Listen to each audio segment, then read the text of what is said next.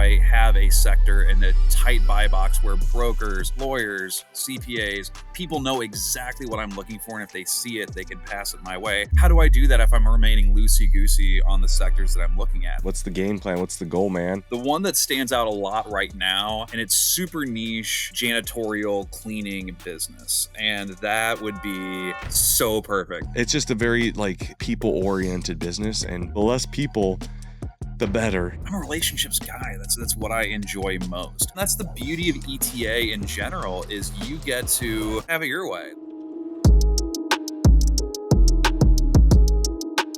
Welcome back to Jackquisitions. Today we have Chris Barr. What's going on, Chris? It's a long time no talk.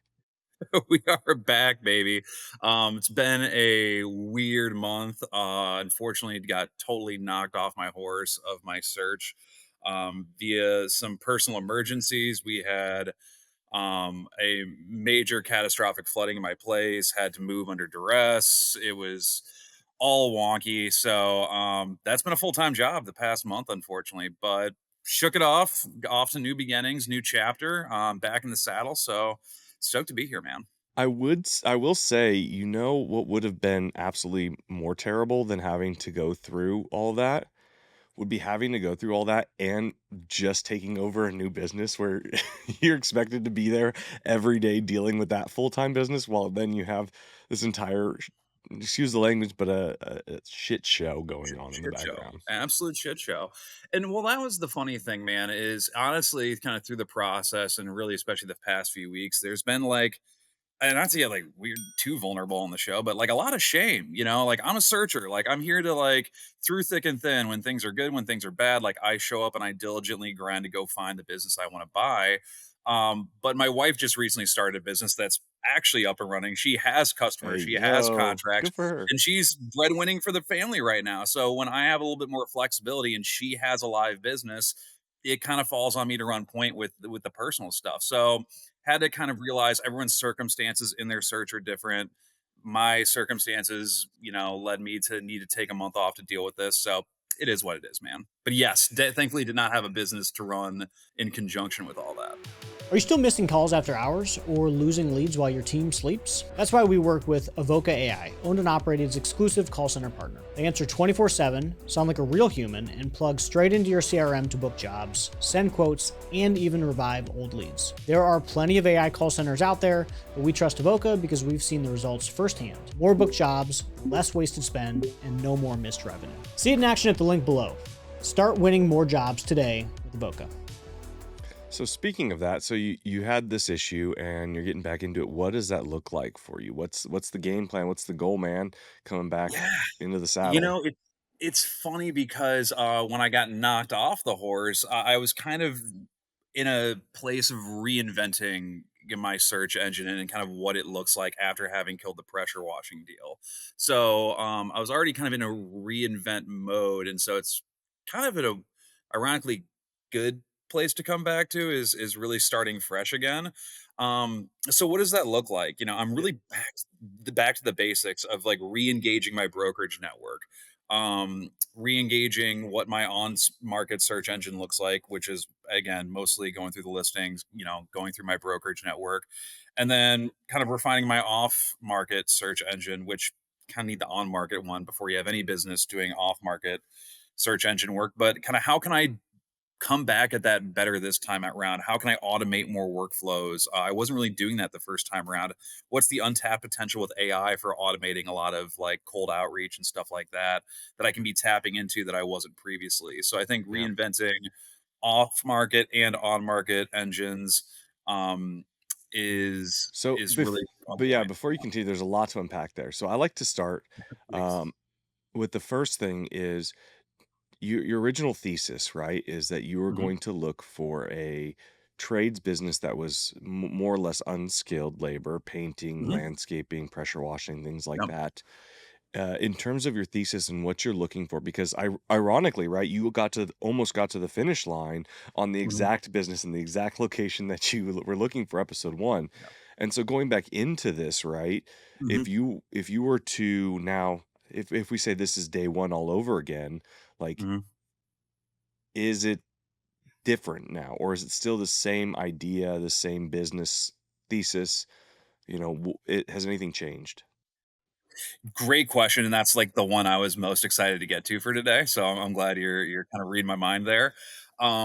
But yeah, it's kind of really tightening up my buy box. And initially, pressure washing was kind of like my darling sector that I had. If I had my pick of the litter. Um, After seeing the competition landscape and kind of some of the other options that I could reach out to, uh, as much as I love the sector, I don't think that there's another concept in the area that's going to be as good at what I found. And I don't necessarily want to compete with the deal that I just passed on. So I'm kind of putting pressure washing to the side as much as it pains me to do so. So where does that leave me? As you mentioned, kind of unskilled labor, trade, service business. But again, on the unskilled side. Um, and a big part of my approach the first time around, which I realized was a mistake on my end, was trying to keep it agnostic because I'm hunting in such a tight geo area. And so I figured, if I'm really only looking in these four counties, and especially really just mainly Palm Beach County, let me be flexible, agnostic on the type of businesses that I'm looking for. And it's funny because we talked about this on a previous episode of like personal branding. How do I become HVAC Jack? How do I have a sector in a tight buy box where brokers, lawyers, CPAs, people know exactly what I'm looking for, and if they see it, they can pass it my way.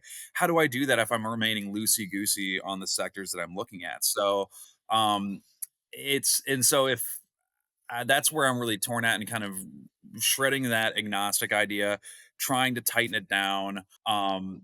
Where exactly I'm tightening it to, I wish I had more answers for you today, but that's been a big part of my work the past week is trying to uncover what plays to the projected growth in my area because Palm Beach is going to be exploding. I see developments coming up left and right. So whether that's the porta potty guys who like suck the poop out or whether that's, paving or surveying, like what are services that really play to the growth aspect of my market? And so that's kind of what I'm trying to identify and select and kind of corner in regards to specific sectors. And again, wish I had more answers for you today, but that's kind of where my thinking's taken me so far. Okay, no, that I mean that's completely fair, and a lot of times, right, it doesn't matter because even though it did for your first day, Mhm, realistically, everybody ends up finding something kind of close, or they get pulled off into this other direction, which is okay. I mean, that's part of it. I mean, you have to try though it helps to come up with a thesis and then aim towards it. mhm. Um, Septic's hot in your area right now. Not in your Yeah, area, but like in the outskirts of your area. Septic in Florida is big business right now. We mhm. get a lot of traffic on our podcast for people looking for septic help. Yep. Very interesting. Also unskilled. I just don't know if Yeah. I could do Tr it forever. Yeah, trust me, it stood out, but it's like it's a messy business, It's a literally the and wrong figuratively, kind of mess, so man. yeah, Um, absolutely. but with that being said, is there any kind of North Stars? Like sometimes what I like to focus on is it's overwhelming to choose like one industry. Mhm, What generally has helped me in the past is uh, looking at less about industry agnostics and looking at focus on specifics of business style and model type, right? So, mhm, for example, when I was searching, I didn't look specific. I knew I wanted to be in residential.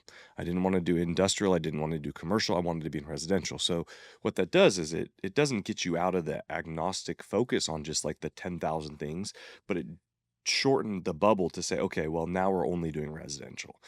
So do you mhm. have any feelings in that way? Because I know that historically, right, you've actually led more towards B2B. Are you still feeling that B2B pull? Yes, and there's still something that and it's hard for me to put my finger on. Because I was gonna say ticket price, but you can do high ticket price services for residential for sure. That's not specific to business, but it seems like, especially when it was the pressure washing side, do I want to go chase $800, $1,200 jobs on residential, or do I want to chase $30,000 jobs with HOAs and municipalities and all that? So I kind of still like that generalized approach because if you can have again higher ticket items that B2B and GovCon can play to, but you're able to diversify them out and have, again, high volume of high ticket prices seems kind of like the best of all worlds. So I'm not opposed to residential, but the experiences I've had and the knowledge I've gained has kind of all been geared toward that B2B and GovCon work. So I think I still have a preference for it just simply because it's familiar. But other than the familiarity, I'm not necessarily opposed to residential. The one that stands out a lot right now, and it's super niche, and I don't think I could find it, but I had a buddy who's a fellow searcher, and he just started negotiating on a GovCon like janitorial cleaning business, and that would be so perfect. And it's again, it's a very very niche one. I'm asking I'm asking a lot more so than I did on the first episode, but oh man, especially with the veteran preferred small business Mhm. programs and the set asides for that, that I would love to find a way to wedge Oh, yeah, myself into that you're the one sector. who But again, connected me with Jed Morris, right? yep, Yeah, you I just betcha, met man. him down in Dallas for our quick staffers meetup. Really good guy. Yeah, No way. good guy. But yeah, he's Yeah, doing GovCon. I was but like, that something's ringing the bell here. Yeah, interesting, man. yep. Very, very interesting. You couldn't catch me with a 10-foot pole near janitorial services, but I mean, it works for a lot of people, so I'm gonna leave it there. It's just a very Yeah. like people-oriented business, and I think you find when you run, we had a group of I think it was not ServPro. ServPro is the maybe it was ServPro. Anyway, janitorial company guys come through here, and I was talking to them about it, and I said, "You guys tell me I'm right with this," they were like, "Yes, 100%." One of the hardest things is the amount of labor to revenue costs is just so difficult. You're running a people business. That's all people Yep. all the time. They have to show up, and people cause the most problems, right? Systems and your internet connection and your systems and your AI doesn't generally cause problems. People do. Whether that's Oh residential yeah. people from a sales perspective or whether that's internal people from your internal team. Yeah. So the less people, the better in some instances from my approach. But some people do really, really well managing people. So And that's what I've heard, and that's really the one skill set that I'm excited to lean most on through kind of the operating process once I actually find something that I can get closed is I'm a relationships guy. That's what I enjoy most. And so if I can get a business that for your exact reason scares a lot of people off yeah. because it's so much people management, but that's the one area where I feel most comfortable. Seems like a little bit of leverage that I might be able to tap into. Yeah. So, Also tight margins, but maybe not in GovCon. sure. Yeah. Yeah. Sweet, man. Yeah, so that's the first one I wanted. That's interesting that you went that direction. Didn't think you would go that way, but hey, here we are. It's GovCon something makes that sense for stand you though, just because, yeah. right? Like preferred small business, preferred veteran, like there's lots of opportunity there. I think that's for everybody in any kind of GovCon contracts. We looked into them from an HVAC side, and they're so highly specific. It's wild. But from a IT or cleaning or kind of these fencing services, like there's some good Mhm. money to be made. Yeah. So it stuck out. It's kind of a recent area of interest. So ask me next session, I might turn away from that one, but for right now, as we're kind of redrawing the playbook, it's something that's popped out for sure. Okay, so we said B2B, potentially, Yep. high people leverage business. Um, Hmm. and then I was trying to think of what was the other one. I had one more for that. You want bigger contracts, so less, you know, poop scoop picker upper, $50 a ticket, route based. Hmm. You're looking for Yep. big purchases. That's what I was gonna ask. Okay, so tier level, right? Are you looking like janitorial? Hmm. I would consider a tier one, right? That's a tier one business. HVAC's a tier one business. Plumbing's a tier one business. But I was talking to someone today about a tier two or tier three business. I think it's probably tier three. Um, do you have any preference? So the tier three business in particular was AeroSeal. So rather than me owning an AeroSeal equipment that pumps the little microbeads through your equipment, and then as it exits out the holes, they jam up and seals your ductwork. Hmm. So this company, all they do as a franchise is uh, they just go around, they get contracts with all the HVAC companies to sell it. We take a Hmm. certain percentage. It was like 20%. They take the other 80% do the work, and we just sell. So really interesting business. I mean, high ticket. They're like $5,000-6,000 jobs, probably more in some areas where there's more duct work. Um, so you're making 4K per job. And then it's B2B in the sense that your sales actually aren't to the individual, even though you could probably run the residential side. The sales really are to other HVAC companies because that equipment costs like Yeah. 120K. Like it's super expensive. No, I think that kind of that 2 or tier 3, concept does honestly sound appealing, and I am definitely not opposed to it. I think as I'm in this process of redefining my thesis in my buy box, I think that that is, and you kind of mentioned this earlier, that we kind of start off with one vision, then get kind of pushed or pulled in certain directions based on findings and kind of the course of fate, if you will. So would I see myself targeting more of a tier 2 or tier 3 sector after kind of exploring a more tier 1 sector, just simply because those opportunities are more easy to identify, target. There's more active listings out there. There's really more volume for me to review, which is really what I need to get back to, is reviewing a high volume of deals. Could that process lead me to a more tier 2 or tier 3 sector? Absolutely. And would I be opposed to it if I came across the right opportunity? Yeah. Absolutely not. Because I mean, right, tier two, tier three actually I think fit your personal goals a lot better. Right. Tier two, Hmm. tier three are great businesses, right? I love them.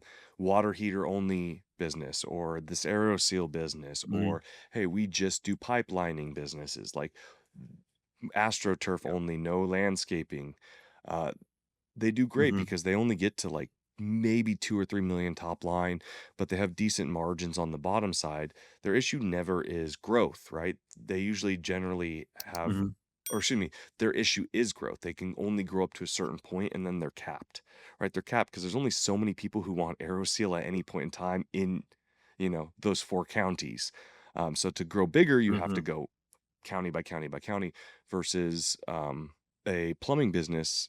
They're not generally capped because every house you put in, there is more plumbing, there's more toilets than there are businesses to be able to handle them.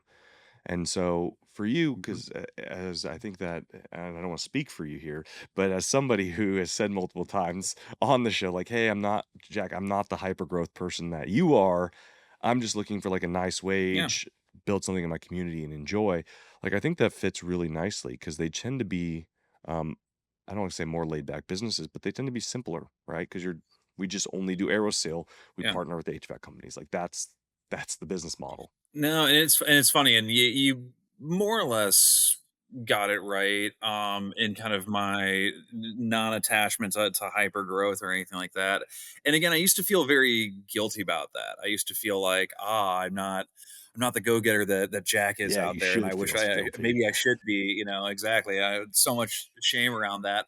But again, I think that or for example, I thought felt a lot of guilt around specifically drawing my search around my geo area that I want to be in, and be like, oh, if I was a real searcher, if I was a real go getter, I would do a nationwide search and I'd go where the opportunity is. And it's like, nah, man, that's the beauty of ETA in general, is you get to, it's like Burger King, man, you get to have it your way. Like, I get to paint and say, I love where I'm living. I want to stay in this area. I want to be a pillar of this community right here. I can look at it and say, I don't have any hyper growth needs. I don't need to do any kind of roll up or exit strategy or something like that. I can own a well functioning business that has consistent profitability, um, and show up and kind of build my own nice little program. And there's nothing wrong with that. And I think that I had to come to terms with that, and it took a little while. But yeah, I think that for those reasons, yeah, a tier 2 could really fit my end state agenda, pretty well. So yeah, excited to explore that a bit more. No, I definitely agree, and, you had it. That's the key. That's the only. There's very few. There's very few benefits to actually ETA. I mean, some of the big ones are generational wealth that you can drive. That one's a given. But the other one is you build your own adventure. Is have it your way. Yeah. Do what you want. You have to deal with the consequences. It's not free from Hmm. consequences. That being said, though, like that is the key. Is again Yeah. people not being able to tell you what to do. You can make those choices, which I respect that at any point in time. So now that we've kind of locked down what you're looking for and kind of going back in your mindset, what strategies are you initially taking? You talked a little bit about AI, you talked about, Mhm. your broker network. Where's your starting point and what is your focus? Because right, you listened to the podcast last time and our advice, and that's what drove that lead, correct? It was Correct. Yeah.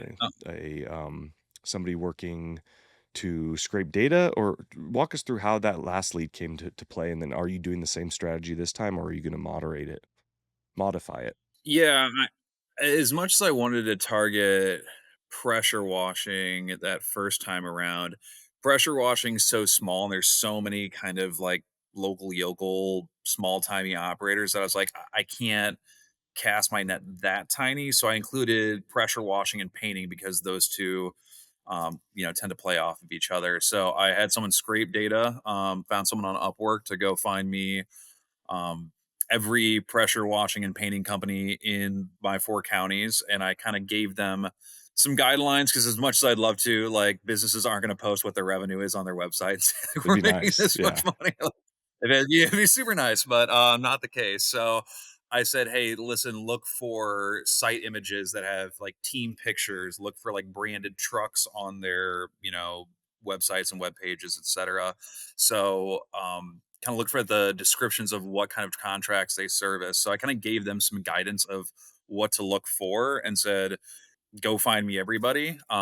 Went chugging through that list and yeah, ended up getting in touch with the operator who's like, are you a broker? Like, what's your deal? And me like, no, I'm like, I'm trying to buy a business. Like, oh, because we're actively trying to sell. Our last buyer just fell out and we're about to take it back to market. So I was curious. I'm like, oh my God, this couldn't be more perfect. So yeah, that's kind of how that one ended up not really falling to my lap because it took a lot of building a machine and working that machine to get there. But when it tips and it falls, it really does seem like it happens all at once. Yeah, but not, I mean, yeah, it was a machine. It took a little bit of work from a systematic point of view, but from like the ability for someone else listening to copy that, it wasn't like, that's not a overly expensive. No, cost me $150, I think. I had to pay that guy on Yeah. Upwork. So $150 to Yeah. scrape all that data. If you're hyper focused on a specific industry or a specific area, it's a really easy thing for somebody to do. The Mhm. SOP is not hard to generate for that individual either. And so, great opportunity to copy that strategy, utilize that strategy. And my favorite thing is you mentioned, like, how do we focus some of our AI initiatives moving forward? And I'm the anti I love AI, but I'm the anti-AI guy in this case because the amount of AI garbage that we get daily, weekly, hourly, like my inbox is just full of it. It's, hey, are you selling your business? Hey, are you selling your business? And I think that's an opportunity. And I've said it before on here, and anybody listening, I'll say it again. The opportunity is to write something unique to a business Mhm. owner, because anything that's actually unique gets through and people read it because it's different and unique. My LinkedIn inbox has 25, 35, 45 different messages that are AI, AI, AI, AI, mass produce, mass produce, mass produce, mass produce. But if you said, Mhm. hey, Jack, I saw you on Jackquisitions, and I was curious about this. You talk a lot about your business and da da da da da. I wanted to know this, this, and this, and hey, we are looking to buy the business. Are you interested in selling? They'd at least get an answer back. You know what I mean? Like, I think it would take more time up front to do from a time sink, but you would actually get a response from me rather than a vomit generation that we usually get, word generation vomit coming from ChatGPT. So, probably one of the most important decisions you can make in your ETA journey is which SBA lender you are going to pick. A lender who will be in your corner to get you closed on the deal, as well as set you up for future expansion. That is why we partnered with Alan Peterson from First Internet Bank. He and his team take a how can we approach, as well as I personally know they specialize in home service acquisitions. Mention the show or my handsome bald head and receive a reduced good faith deposit, as well as a detailed deal review and maybe even a buy-side pre-qualification. No strings attached. Head on over to allenfib.com alanfib.com. That's alanfib.com, or click the link below to get connected. Sure. And I think that wasn't really so much my vision on how to use AI. And I'm still very infantile on kind of how to go about using that tool for what I'm looking for. But I'll be using AI for something and it'll suggest, like, do you want me to draft this for you? I'm like, no, I hate your wording. I like my words. I like it sounding like a human, not things sounding like you. So I would still be kind of drafting any mass email blasts. It's more, how do I use them to kind of automate responses, kind of automate who's getting a response, automate traction, automate kind of results, KPIs, stuff like that, and metrics more I could follow than the actual messaging that I still am very intent on coming from me. And as far as kind of that personalized, I mean, because I was actually just rereading the HBR Guide to Buying a Business today, Mm-hmm. which is like the Bible. And so it was kind of talking about this approach of mass blasting letters and emails and all this stuff out there versus doing it in a personalized fashion, and kind of the pros and cons of each. And I think you really have to do both to do it effectively. And the machine gunners have a phrase which I love, which is accuracy by volume. Like you got to throw enough rounds downrange to hope that something will hit eventually. So I think that doing that tangentially alongside with personalized outreach for more kind of targeted businesses that I really want to chase. Um, Being able to kind of juggle both, I think, is what I'm looking to do on my next round of searching. I will say that it has to at least somewhat work. Somebody has the secret sauce somewhere, because, I mean, otherwise everyone wouldn't do it. So, Yeah. uh, I've seen it with mailers. I've seen people, they're hoping for that 1%. I think where my point comes across, though, or where I'm really trying to drive across for most searchers out there, is that you're not going to be able to generate that volume. You know, it's, hey, if it is a 1%, which I would probably argue it's less than that, Oh yeah. for a good business, because we've ran those campaigns before, and we've seen 4 to 6 to 8 leads, and they're all really hot garbage. I'm talking to one right now. I'm not under NDA because he's a solo shop that's shut down. So mind you, he has shut down his shop. Not that it's still going. He's had it down for about 6 months now, and it did 370,000 in top line. He wants 300,000 for it, for his business. And that's just his book of business and Tight. his 50 reviews. Yeah.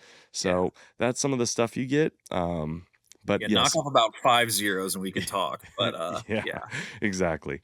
So, volume does work. It has to, but the volume that you and I would have to generate to be able to get that is like, and not to mention, like, I don't think that volume's in the Fort Worth area, or not Fort Worth, Mhm. Fort Lauderdale or Fort Palm Beach Myers County. area. Yeah. Yeah. Yeah. You don't have 100 HVAC businesses in that county. So how would you even get to that 1% type of stuff? And then the one that is going to write is not the one you want. No, I 100% agree. And again, I think that relying on, again, as much as it's a grind and a slog, that personalized pick up the phone and call somebody.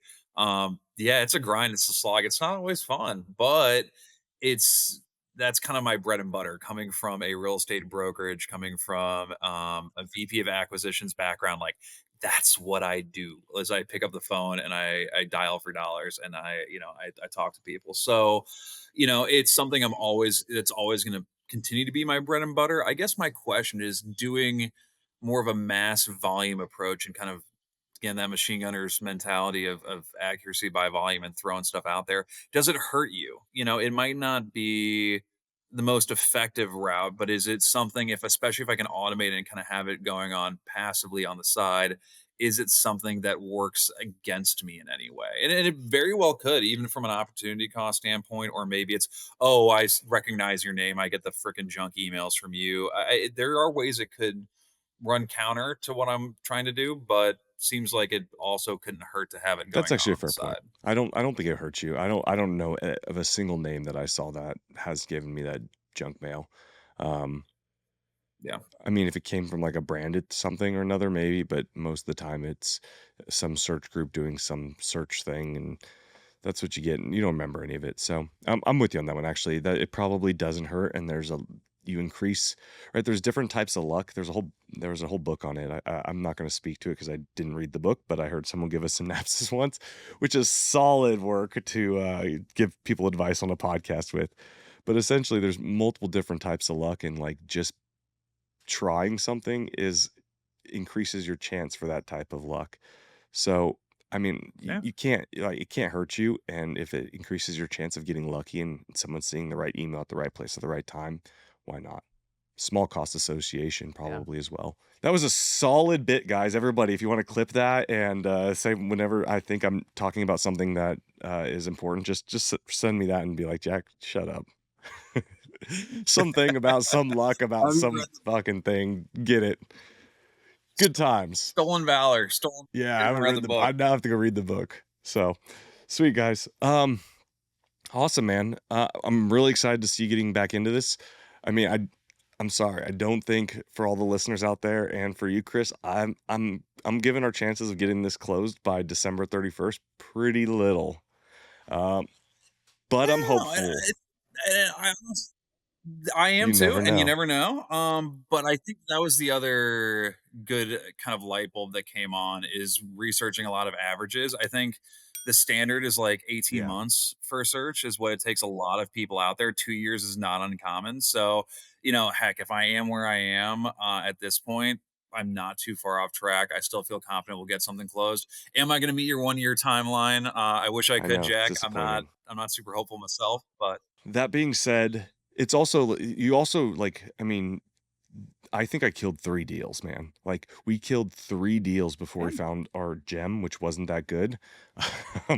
So, like, it happens is kind of what I'm getting at is nothing that's happening in your timeline outside of the fact that we put a very, very, you know, fast and loose timeline on you. It's normal. So, enjoy. yeah.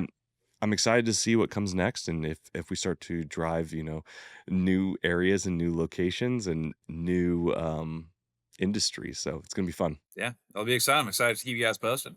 Awesome, Chris. Well, thanks for joining us, and thank you, listeners, for joining us today. We're almost at 300 subs on YouTube. Big stuff. If you like what you heard, like, subscribe, share. Pretend you're going to share to YouTube. Just copy the link and say, "Hey, we're going to share this," and then never share it with anybody. Um, Need to trick that algorithm into giving us in front of people. We appreciate you all, and see you next time.